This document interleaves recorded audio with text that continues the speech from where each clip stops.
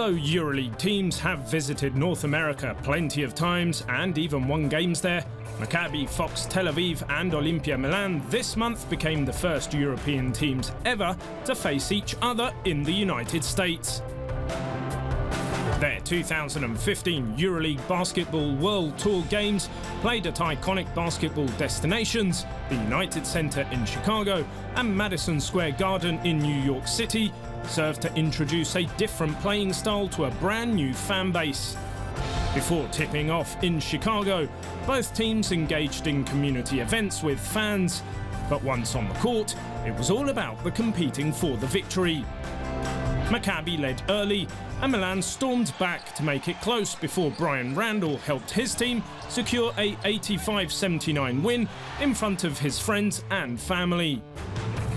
It's been a while since I've had a turnout like that, so again, to share that with them, you know, my parents, friends from church, friends from high school and in college, to get up here and hang out and see something like this it's special for me.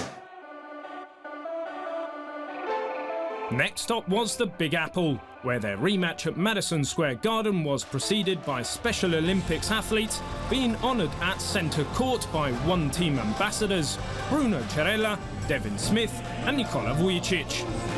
Then, true to Euroleague form, an exciting back-and-forth clash kept the New York fans on the edges of their seats. Bronislav Simon pushed Milan to a 76-72 victory, and he came away feeling that the American fans had got to see quality European basketball. I think it was a nice game. It was something new for them for sure, and I think it was a lot of good moves in the game.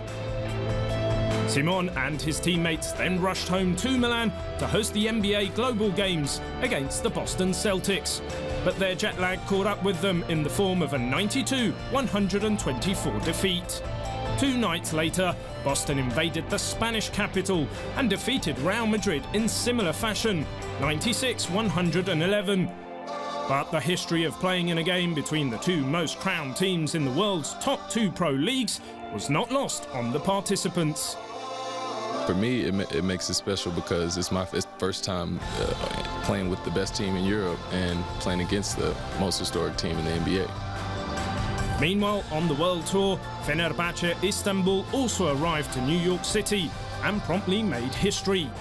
5 months after its first Final Four appearance and barely 48 hours after landing in the US for the first time ever, Fenerbahce surprised the NBA's Brooklyn Nets with a 96-101 victory. I said to players also before the game and the halftime that it's not so important the result, it's important the way how we play hard in every moment. Turkish fans who filled the stands got a chance to see Fenerbahce newcomers like Luigi Datome, whose 16 points made him one of the team's 5 double-digit scorers. It was a good opportunity for us still to try something in order to have the best chemistry as possible and for preparing for the real games that count for us. Fenerbahce went on to lose its next game against the Oklahoma City Thunder to conclude the World Tour and head home to start the new Euroleague season next week.